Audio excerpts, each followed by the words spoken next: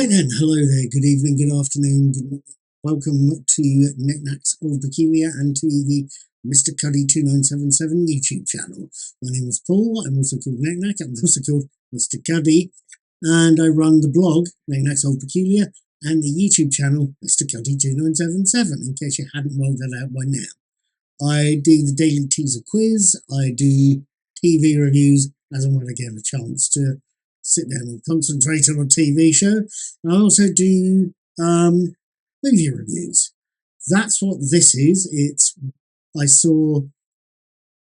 what this video is. It's my review of Furiosa, a Mad Max Saga, which I saw last night on Friday the 9th.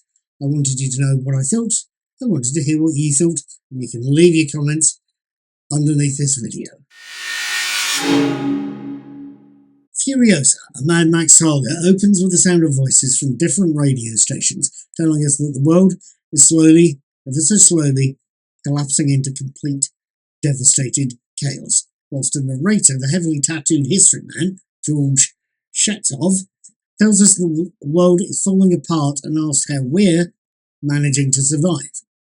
We then have a title card, first of the series, telling us that part one of this film is the pole of inaccessibility, and it shows us a young Furiosa, Alila Brown, picking peaches with her friend Valkyrie, Dylan Adonis, only to be interrupted by a gang of bikers who've stopped to fix their machines. The scene and the title card shifts to part two, lessons from the wasteland, and it shows us that the young Furiosa's run-in with the bikers means she's been captured by a horde led by Dementus, Chris Hemsworth. And it also tells us that the villainous leader is determined to find the Green Place and to capture the Citadel run by Hamilton Joe, Lackey Hugh. Only to be take two. It tells us that the villainous leader is determined to find the Green Place and to capture the Citadel run by Hamilton Joe, Lackey Hugh, only to be repelled by Joe's War Boys. 3. The Stowaway kicks off the rest of the movie by showing us an adult Furiosa, Anya Taylor-Joy, disguised as a teenage boy who has now joined the Citadel to try and stow away on the next supply run to Gastown. It's a trip she expects to go quietly, but that goes very badly for her, the War Boys on the mission, and for Praetorian Jack, the driver of the war rig. I can hear what you're asking. You're asking me, Paul, what did you make of Furiosa, a Mad Max Saga? Let's get the first things first out of the way. Let's get that famous duration out of the way here.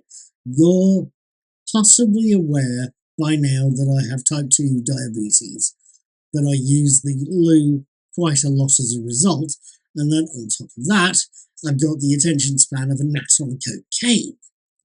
So something the length of Furiosa, something roughly 2.5 hours long, was something that was concerning. The older I've got, the happier I am with shorter films. I didn't want to sit through a poorly paced yawn festival, one that my concentration and bladder would insist I turned off. I don't think I should have worried. Furiosa and Mad Max Saga is a well-paced piece of work, and the action flies past. That's possibly an extra point as well, the action. Granted, it isn't a huge action piece for a given value of action piece, but there's enough fights and car chases to give a viewer's, or to keep a viewer's attention, and the war rig that's at the centrepiece of the action is a gorgeous thing to look at. The design, as ever with a Mad Max film, is gorgeous, especially this rig.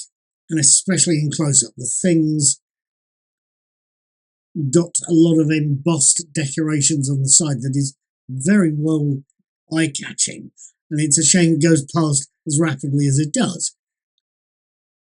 That brings me to my next point, the cast riding the rig, or in the rig, or battling around the rig. Taylor-Joy herself as Furiosa is great. Although, as wonderful as I think Anya Taylor-Joy was, I think I preferred Charlize Theron's performance as the part. I don't know. Possibly it's because it's the original version of the role. Don't quote me, Taylor-Joy was good, I just preferred the roles. Tom Burke as Praetorian Jack, as the driver of the war rig, I can remember seeing Burke in The Musketeers many years ago. He did a great job as Athos, I think it was. Although it's been a while since I've seen that series. So I know he's competent and can do a good job. I also felt that the character he was playing, Praetorian Jack, that driver, was a replacement for Mad Max himself, the character for whom the franchise is named. Indeed, Jack mentioning a V8 car, akin to Max's own V8 Interceptor, had me convinced at first that the character was Max.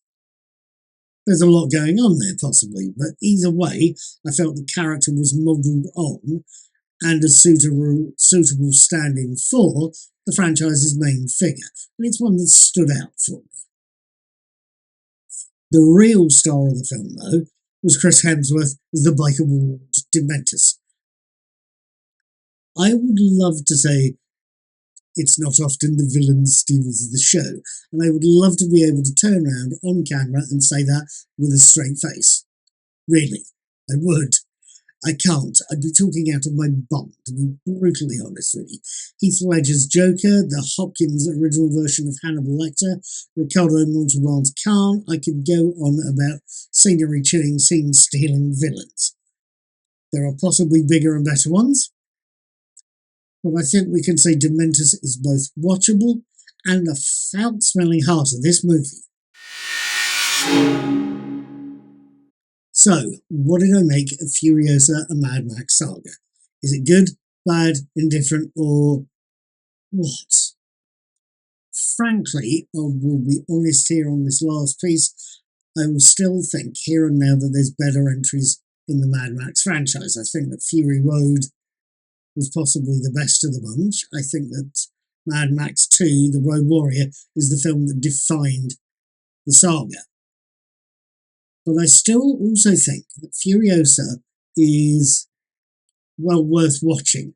Whatever my personal preference is about Taylor-Joy's performance, she does a good job of what she's playing, as do Burke and Hemsworth and the rest of the ensemble cast. There is beautiful design work, and Hemsworth in particular as Dementus is an absolute showstopper. I will tell you this here and now. It may or may not be the best entry, but it is still worth watching. Just as last words, and as a sort of farewell thing, what's name, doodah, I must say that I don't know what I'm going to be watching next. I don't know if I'll be watching another movie. I don't know if I'll be watching some Doctor Who. I've got the Celestial Playmaker to sit through, so that might be worth subscribing to my channel for. I will ask you to do exactly that. Please feel free to subscribe to my channel. You'll find TV and movie reviews of the sort of things I like watching, and you will also find my daily teaser quiz. If you want to take part in that, you need to put the answers over on my blog, Knickknacks Old Peculiar. I give you the link in each video as and when I do them. And I do the answers in the video and the written blog the next day. You're welcome to have a go at that. Please subscribe to both my YouTube channel, Mr. Cuddy2977, and to my blog as well. I will see you the next time I see you. Have fun, take care, be good, and be seeing you.